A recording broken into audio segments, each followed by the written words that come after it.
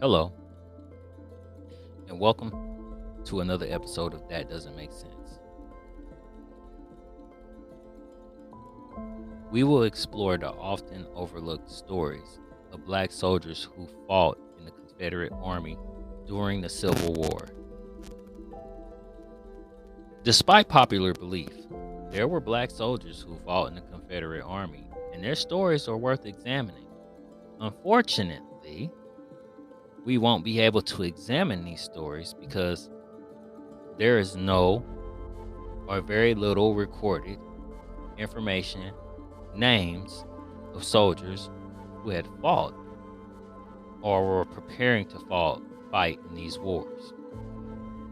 In this episode, we will try to dive into the history and events of these soldiers and explore the motivations and experiences of these often forgotten individuals. The American Civil War was a major conflict fought between 1861 and 1865, which ultimately led to abolishing slavery in the United States. While the war is often remembered as a battle between the Union and Confederacy, there were also black soldiers who fought for both sides. The Confederate Army initially banned black soldiers from serving in combat roles, but as the war progressed and resources dwindled, some Confederate leaders began to reconsider this policy.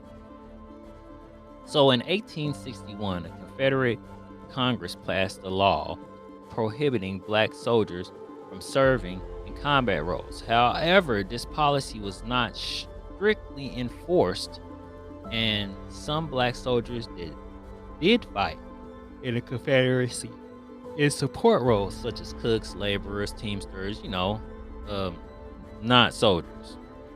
Many of these men were slaves who were forced to accompany their owners into battle. As the war continued and Confederate resources became scarce, some Confederate leaders began to reconsider enlisting black soldiers as combat troops. In 1864, a General Patrick presented a proposal to the Confederate Army suggesting that slaves be given their freedom in exchange for their military service. He argued that this would not only bolster the Confederate Army's rank, but also provide a pathway to freedom enslaved black people. This general's proposal was so controversial, some Confederate leaders were open to the idea, though. In March of 1865, the Confederate Congress passed a law allowing black soldiers to serve in combat roles. However, the war ended before any significant number of black soldiers could be recruited. So there are no names, very little names of soldiers. Only one I can name, and I don't even know if he was a soldier, but we're going to bring him up. And the only reason I'm going to bring him up is because he was on a Confederate ship and took it to the Union Army. And we're talking about Robert Smalls. Robert Smalls was an American politician, publisher, businessman, and maritime pilot. Born into slavery in Beaufort, South Carolina, he freed himself, his crew, and their families during the Civil War by commandeering a Confederate transport ship, the SS Planter, in Charleston Harbor, yes, on May 13, 1862, and sailed it from the Confederate-controlled waters to the United States harbor blockade that surrounded it. He then piloted the ship to the Union-controlled enclave in Beaumont, Port Royal Hilton Head area. Here it became a Union warship.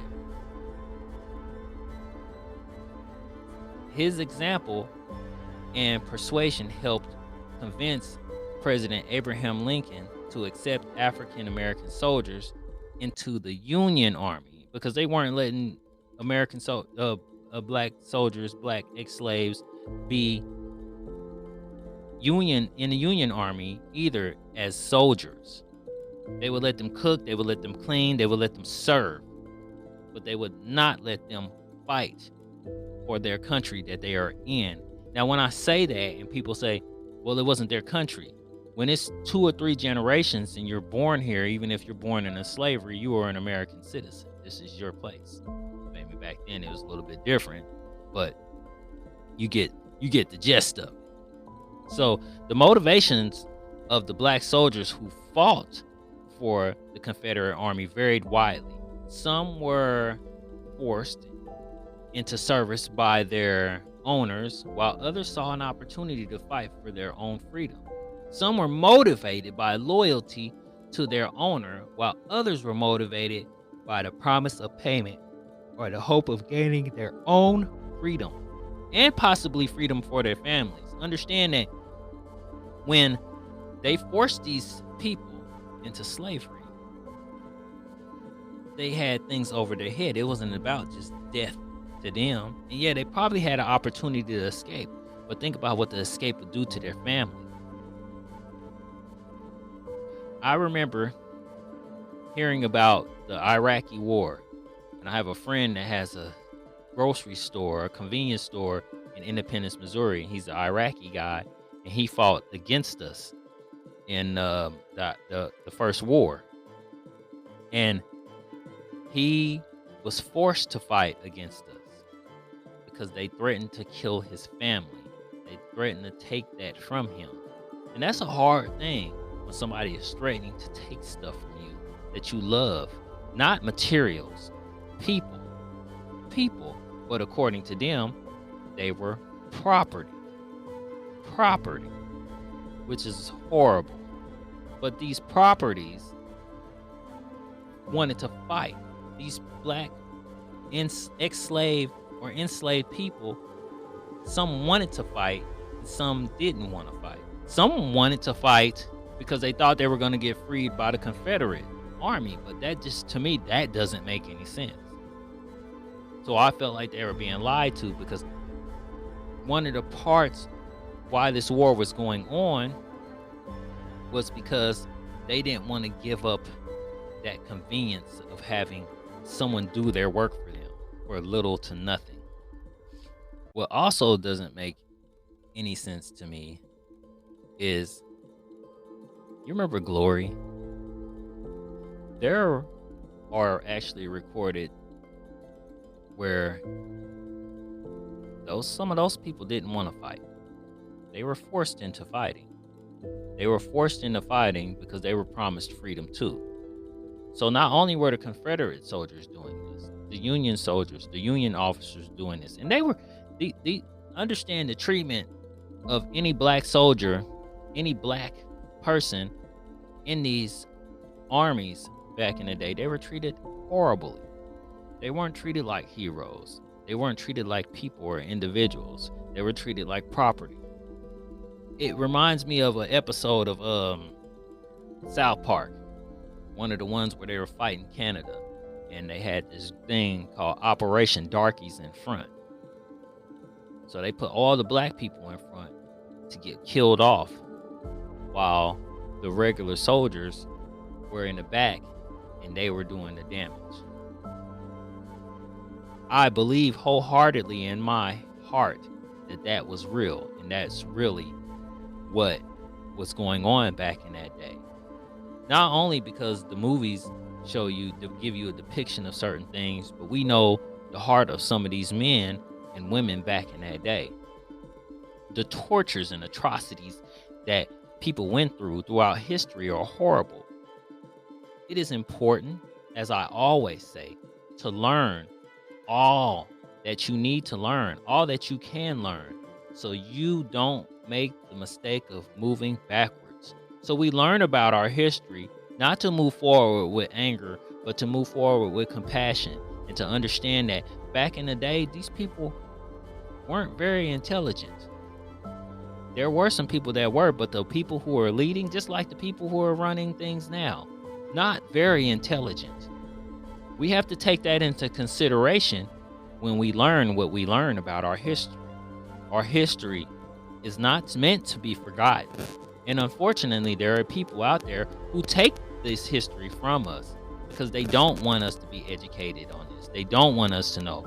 Or they'll send it to us, send this information to us, and it will be lies or false or under exaggerated or over exaggerated. Understand that any kind of slavery is wrong. But as I've said before, slavery is $1 trillion industry. It's not going to go anywhere until everybody, even the owners of slaves, currently release them, because they are people, not property. A friend of mine asked me, "You think there's another Epstein Island?" Because he saw it on a podcast. And I said, of course there's another Epstein Island. What do you think? There's always going to be somebody to replace that man, or the other person behind him. The horrible thing is that there are still people that were involved in that get to run around free because of their financial status or their celebrity status. That's the unfortunate thing. But that's just another thing that we have to deal with as people. So that's why I say it's very important to learn about your history so you may move forward and not move backwards. Not move backwards. The history of black soldiers in the Confederate Army is complex and often fraught. While some may question the motivation of these soldiers, it is important to remember that they were individuals who made their own choices based on their own circumstances. By examining these stories, we gain a deeper understanding of the complexities of the Civil War and the roles played by black people on both sides of the conflict. Thank you for listening to That Doesn't Make Sense. And I hope you gained an insight into this important chapter, short but important chapter in American history. My name is Michael. Thank you.